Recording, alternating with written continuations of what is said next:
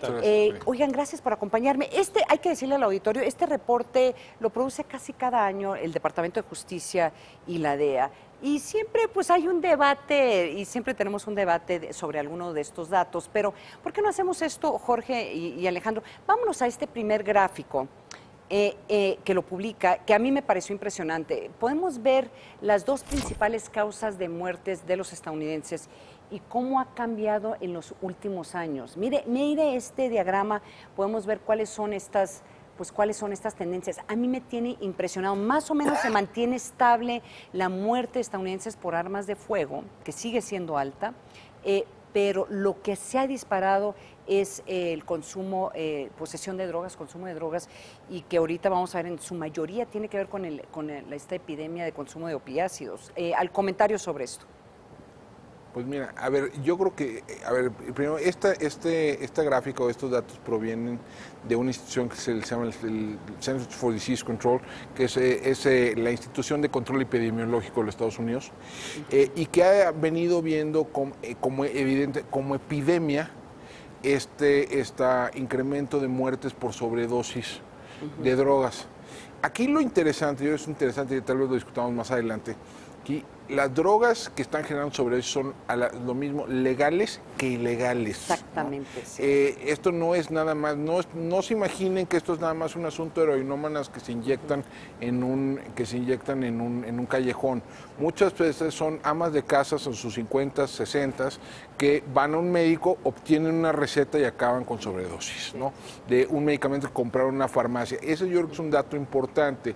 Y esto tiene que ver con las características propias del sistema de salud de los Estados Unidos, y que tiene, o sea, sí obliga, la naturaleza de esa crisis, que es enorme, sí obliga a repensar mucho de lo que sabemos o lo que creemos saber sobre las drogas. La idea de que simple y sencillamente legalizando y poniendo las drogas bajo el control del Estado resolvemos algunos de los problemas inherentes a los mercados ilegales, yo creo que es al menos ingenua, ¿no? Cuando tú estabas en la Procuraduría, Jorge, el tema en ese entonces todavía seguía siendo la cocaína. Es correcto, y la cocaína no tiene estos efectos mortales, por decirlo de una manera.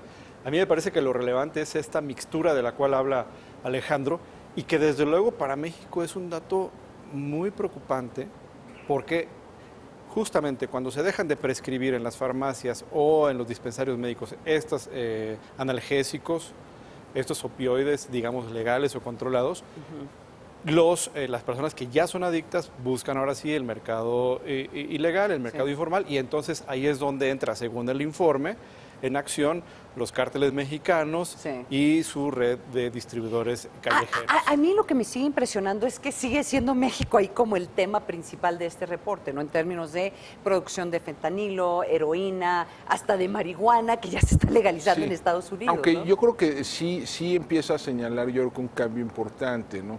A ver, uno de los grandes fenómenos de los dos últimos años es el arribo en masa del fentanilo. El fentanilo es un opiáceo sintético que se produce mayoritariamente en Asia, ¿no? Y que viene un tramo importante de los decomisos de fentanilo en Estados Unidos en el sistema postal. Claro. O sea, vienen directo de China, que no necesariamente... Esto, para que se entienda, el fentanilo es 50 veces más potente que la heroína. Entonces significa que pues, se requiere traficar una cantidad mucho más pequeña para tener...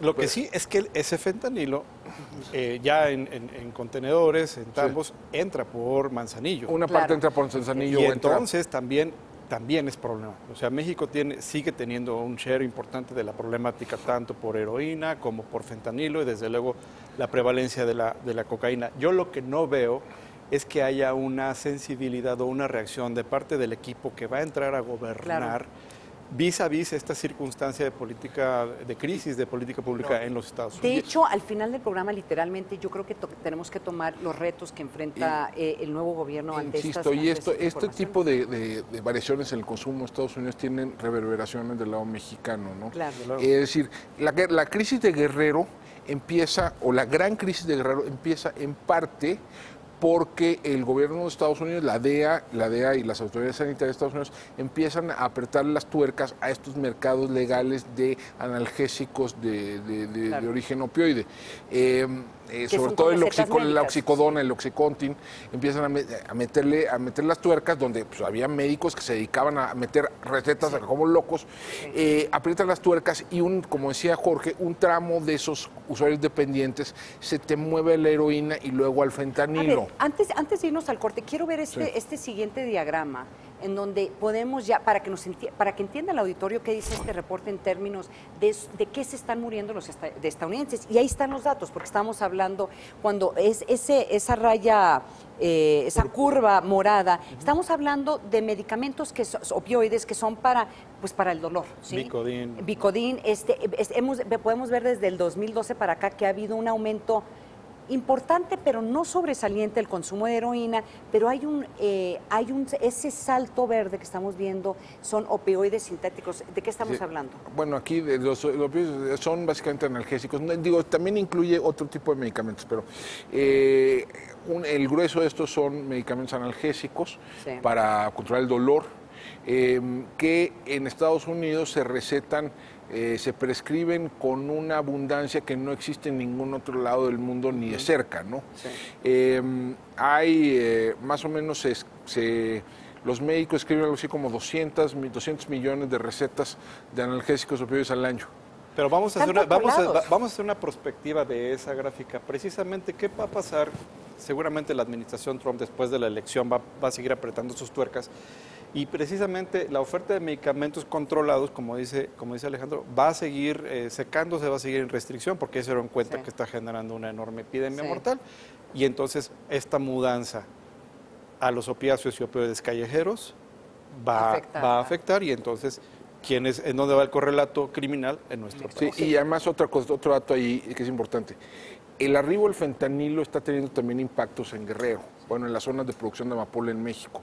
Alguna evidencia anecdótica que se tiene es que en la medida que el fentanilo ya no solo es complemento, sino también sustituto de la heroína, esto está haciendo que se desplome el precio de la goma de opio y el precio de la amapola en las zonas de producción, particularmente en la montaña de Guerrero, también en el llamado Triángulo Dorado. Hagamos esto, vámonos a un corte y vamos a continuar esta conversación del impacto que está teniendo estas nuevas tendencias en Estados Unidos, cómo está afectando a México y cuáles deberían de ser las políticas públicas, nuevas decisiones que tiene que tomar el nuevo gobierno ante esta realidad. Nos vamos a una pausa, pero regresamos aquí en Gabinete de Seguridad. No se vayan.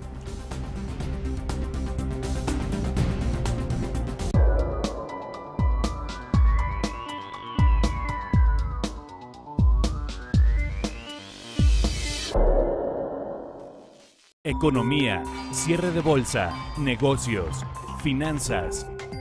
Víctor Piz presenta lo más relevante de las noticias al sonar la campana. Con Víctor Piz, lunes a viernes, 3 de la tarde. Porque reconoces lo importante, el financiero Bloomberg.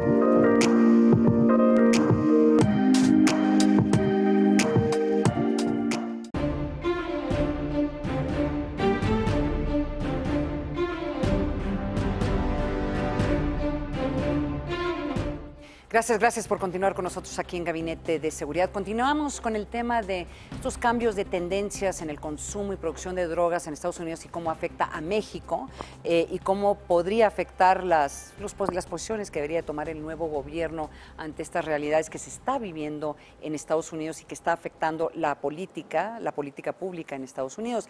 Seguimos platicando con Alejandro Hope, experto en seguridad, temas de seguridad, y Jorge Lara, ex procurador en la PGR hace algunos años, los tres hemos estado en el gobierno tratando estos temas. Y mire, yo creo que tenemos que hablar un poco sobre el proceso electoral en Estados Unidos que se llevó a cabo, en donde entre que pues parece que los demócratas sí arrebataron la Cámara de Representantes a los republicanos, quienes sin embargo ampliaron su mayoría en el Senado. Pero en este escenario va a haber retos interesantes y nuevos porque yo creo que algunos asumen que el hecho de que los demócratas estén controlando la Cámara Baja podrían tener una posición diferente a los republicanos y a Donald Trump. Y dos, también el presidente Donald Trump tiene una serie de propuestas que está tratando de impulsar, que obviamente afectan a México. Empecemos también con esta conversación que se ha llevado a cabo en Estados Unidos y de hecho se vio el martes, Jorge y Alejandro, sobre unos referéndums que se hicieron sobre la marihuana, en donde todo parece indicar que sigue este proceso de legalización, ya sea para uso medicinal o consumo de droga, o sea, o recreativo. Miren, entonces, entre los estados donde hubo referéndum, pues están ahora sí en Michigan, a favor de legalizar el uso recreativo, entonces sí fue positivo.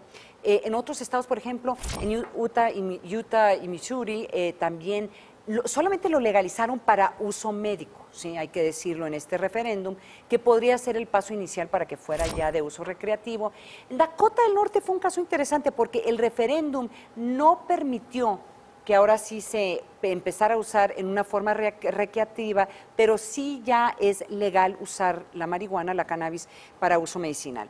Esto obviamente hay que empatarlo con el hecho de que ya son 31 estados en la Unión Norteamericana en donde ya se permite el uso ya sea recreativo o por uso medicinal de la marihuana. Y a mí me parece muy interesante porque México sigue exportando marihuana, según este reporte de la DEA, a Estados Unidos. Esto obviamente tiene que ser una discusión muy importante para el nuevo gobierno. Sí, pero mira, sigue habiendo algo de exportación a Estados Unidos, pero los datos sugieren que esta legalización, digamos, parcial, ¿no?, y gradual en Estados Unidos sí está teniendo impacto sobre la producción nacional. Los datos de erradicación de marihuana en México están en niveles históricamente bajos, abajo de 6,000 hectáreas. Los decomisos en la frontera del lado estadounidense se han desplomado 2/3 partes desde 2014. Sí, claro. Los decomisos dentro de territorio nacional también han caído.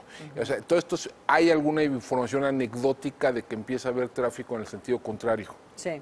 Sí. ¿No? O sea, de Estados Unidos hacia México, sí. O sea, puede ser una cosa de nicho, de marihuana con alta potencia. Y derivados pero no hay. Pero, a ver, aquí la discusión es ¿qué debe de hacer México ante esta realidad? Porque ya está la discusión aquí en México, ya el nuevo gobierno quiere legalizar el consumo, ya hay discusiones, de hecho, que hay una propuesta que se permita usar o consumir marihuana públicamente en este momento. El contexto es de dónde venimos, se ha ido despenalizando lo que es la posesión para consumo, ¿no? Sí.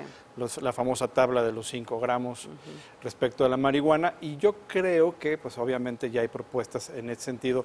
No hay que olvidar que esta reforma de la cual me refiero también le da ciertas obligaciones en persecución de narcomenudeo a los estados. Me parece que aquí los estados también tendrían que estar participando de manera más activa, como lo estamos viendo en los Estados Unidos, respecto de las opiniones en un pacto federal. No hay que olvidar, en Estados Unidos, de acuerdo a la legislación federal, sigue siendo una droga prohibida, la marihuana, y entonces vamos a ver también refriega de conflictos por jurisdicciones. México yo creo que también tendrá que abrir su discusión segmento por segmento, lo estamos viendo. No es lo mismo la marihuana que la heroína que ni el fentanilo. Me parece que es ingenuo o torpe el tratar de meter la solución a la grave problemática de la violencia, sobre todo, a unos espacios de cierta regulación o legalización de la marihuana. Pero siguen insistiendo que esto va a reducir la violencia y todos los que hemos estudiado este tema parece indicar que no. El dato de Uruguay es el pionero, ¿no? Es el primer país que avanza en esto. En diciembre de 2013 aprueba la legalización de la marihuana y empieza a operar de manera plena en 2017. Toma bastante tiempo la operación plena de la legislación. En 2018 va a haber más homicidios que en 2013. en Uruguay. O sea, no estoy diciendo que la legalización provoque más homicidios, lo que estoy diciendo es que no estamos viendo el efecto pacificador que supuestamente tiene esto. Mismo caso, Colorado. Sí. Colorado va a tener más homicidios, tuvo más homicidios en 2017 que en 2013, que es el año previo a la legalización, al inicio formal del mercado recreativo. Entonces, digo, la idea de que esto reduce la violencia, pues más bien de durarse. Y además yo creo que aquí habrá que destacar una cosa. Yo creo que sí ha habido una caída importante del tráfico de marihuana de México a Estados Unidos.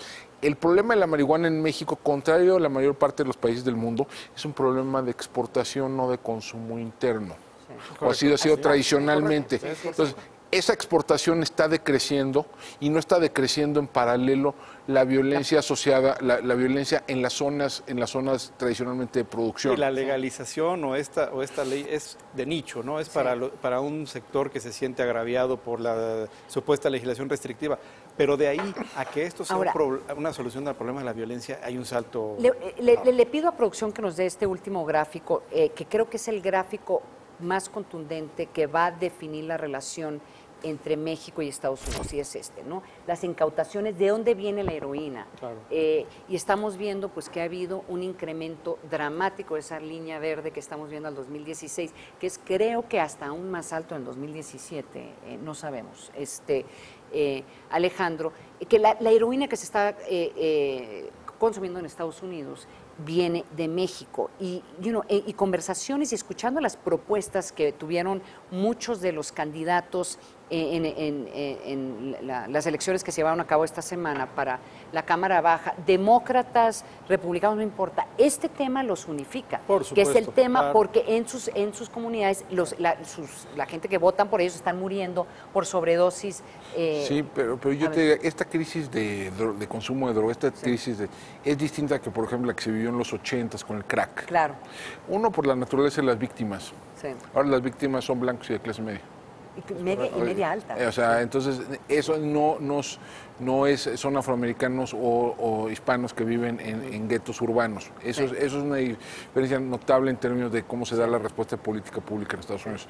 Segundo, yo creo que hay un reconocimiento que esta crisis tiene un fuertísimo componente interno. Claro. Que no tenía, o sea, en los 80s la discusión era cómo nos están envenenando desde afuera, cómo nos están invadiendo, ¿no? Sí. O sea, entonces yo creo que sí la discusión sí es importante, pero la discusión sí cambia, yo creo que esto no es tan determinante en la relación bilateral como lo fue en algunos otros periodos de nuestra historia. Alejandro, perdón, pero yo sí creo que debe tomar nota el gobierno mexicano, el nuevo gobierno mexicano y los operadores deben de tener un conocimiento especializado de esta problemática, de lo que está ocurriendo, de estas causas, incluso sociales, porque justamente es lo que se tendrá que poner en las mesas de discusión. Mira, a mí nos sorprendería que cuando venga, por ejemplo, el vicepresidente Pence, si viene a la toma de protesta de Andrés Manuel López Obrador, este va a ser uno de los temas que le van a poner sobre la mesa. Es uno de los temas. Ahora, digamos, aquí yo creo que parte del drama de este asunto es que en la retórica de Trump, del gobierno de Trump, se ha mezclado de manera intrínseca con el tema migratorio y con el tema de control fronterizo. Sí. Esto, digamos, no tiene la gente que opera en el terreno sabe que eso no tiene ningún sentido. Déjame darte un dato. Según este reporte de la DEA, ¿no? La producción potencial de México es de 110 toneladas, ¿no? Al año. Eso cabe en 5 contenedores. No, ¿de claro, veras? Sí, o dicho de otra manera, caben 4,000 maletas. Qué difícil, ¿no? Más o menos. Entonces, eso no pasa entre puertos de entrada, pasa en el puerto de entrada junto con el comercio lícito. Claro, claro. ¿no? Sí, y con el flujo lícito. Entonces, ahí la discusión, plantear esto en términos de discusión de muros y de controles en la frontera no tiene absolutamente ninguna lógica, pero tiene salvo la estrictamente política. Es decir, para Trump ha sido muy útil vincular el tema drogas al tema migrantes. No. Y vincula el tema de migrantes con terrorismo y delincuencia. Y no estamos hablando tampoco de los dos otros dos grandes temas. El tema de armas, que sigue fluyendo y sigue la enorme Y ha disponibilidad. incrementado, de hecho. Y ha incrementado incluso la muerte por armas, sigue incrementándose en los propios Estados Unidos. Y el tema financiero, el potencial económico del fentanilo. Y cada vez más los grupos criminales de México van a querer un pedacito más grande de estas ganancias, que son hasta de 15 mil millones de dólares por año. A ver, nos quedan unos minutitos más. ¿Cuál es...? Entonces, ya hablamos de algunos de los retos, ¿no?, que van a enfrentar la nueva administración. ¿Cuáles podrían ser las propuestas para la nueva administración? A mí creo que les va a crear mucha dificultad el estar poniendo sobre la mesa desde un inicio el tema de legalizar, por ejemplo, el cultivo de la amapola en Guerrero o la producción de opioides en México. O sea, yo creo que tiene que haber una autocontención. Me parece que ya está saturada la agenda, están comprando demasiados problemas en la parte legislativa, en la parte económica, como para poner un ingrediente problemático más, justamente con el interlocutor más importante que tiene el gobierno mexicano, que son los Estados Unidos. A mí me tranquiliza la presencia, por ejemplo, de Juan Ramón de la Fuente en la ONU, porque la ONU tiene que ser el foro privilegiado para discutir estos temas, lo que está pasando en Canadá, lo que está pasando en otros lugares, porque él sí conoce de primera mano los efectos en salud pública, en materia de psiquiatría, de este tipo de componentes. Entonces me parece que sí sería agradecible una especie ya de silencio, de ir tramitando las cosas con un poquito más de pausa y sobre todo tomando en conciencia de esta problemática que nos llega del extranjero. Y déjame ponerte, a ver, yo creo que hay que distinguir aquí el tema cannabis del resto de las drogas. Es correcto. O sea, yo creo que a lo mejor se puede avanzar en el tema de la marihuana. Tiene sus complejidades regulatorias, tiene sus dificultades. No es un tema que se resuelva rápido. Pero Alejandro, permíteme. ¿Tú crees que los estados no tendrían algo que opinar? Muy probablemente. Claro. Muy probablemente tienen algo que... O sea, y habría que bajarlo. Hay estados que tendrían una opinión distinta, por ejemplo, a lo que ocurre en sí, claro, digamos, pero ahí habría que hacer una reforma desde hasta constitucional y reformar la ley general de salud. Que cada estado tuviera su propia... Habría que pensar, pero eso es una reforma bastante significativa. Pero sí vale la pena. Eso yo creo que tal vez puede avanzar en su propio carril. El tema de la amapola es muchísimo más complicado, parte por las gráficas que están mostrando aquí. El mercado nacional de morfina, o sea, es pequeñísimo, por una serie de razones que están asociadas a la Organización del Sistema Nacional de Salud. Hay muy pocas unidades de cuidados paliativos, hay muy pocos especialistas en el tratamiento del dolor, los médicos tienen reservas para recetar opiáceos y opioides, los recetarios, o sea, prescribir morfina es muy complicado, no cualquier médico lo puede hacer, no cualquier farmacia, o sea, son unas cosas que se tienen que resolver del lado de la demanda. Que eso no se va a resolver ni rápido ni fácil. Sí. Y ahora, esos problemas no tienen que ver necesariamente, no están vinculados directamente con la producción de amapola. Y eso es importante saber. A ver, déjame ponerte así. Turquía tiene una producción legal de amapola, pero sigue teniendo un problema de acceso a medicamentos esenciales para atender el dolor. Sí. Entonces son dos temas distintos. Desde el punto de vista del mercado global, en el nivel actual de consumo, hay existencias a nivel mundial para 2 años de consumo. O sea, sin o sea, no hay es básicamente la probabilidad de que México reciba una licencia para exportar amapola con fines farmacéuticos es 0. Ahora, también entonces viendo lo que estamos a punto de terminar, siempre estamos observando las tendencias de consumo en Estados Unidos porque hay que poner cuidado de que esas tendencias no se vean reflejados aquí en México. Y entonces tienes que empezar con programas y políticas de salud, sobre todo, para estas nuevas tendencias. Fentanilo, problemas de abuso de estas drogas. Y viene una emergencia todavía lejana de sustancias psicotrópicas industrializadas, ¿no? Claro. La ketamina, la marihuana artificial, es decir, eso todavía viene un poco lejos, pero llegará y me parece que lo que tú comentas es importante. México sigue teniendo una estructura social muy resiliente al consumo problemático, salvo en algunos márgenes, pero desde luego que hay que tomar debida nota. Un último comentario, Alejandro. O sea, si alguien ve estas gráficas, ve esta crisis y sigue manteniendo su actitud preparatoriana y legalicen todo. Actitud preparatoria, o sea, hay que legalizar todo. Legalicen todo, no está poniendo atención. Sí. Sí. No está entendiendo los retos que implica la regulación de sustancias con potencial de abuso y dependencia, ¿no? O sea, no estoy diciendo que todo tiene que estar, que la prohibición como existe debe de persistir. Creo que tiene muchísimos problemas y hay muchas cosas que revisar. Pero la idea de que todo lo resolvemos simplemente legalizando es realmente ingenua, ¿no? Muchísimas gracias a los dos por acompañarme. Gracias. Y llegamos al final de este programa. Los esperamos en la siguiente emisión de Gabinete de Seguridad el próximo jueves en punto a las 8:30 de la noche aquí por el financiero Bloomberg. Yo soy Ana María Salazar. Hasta entonces.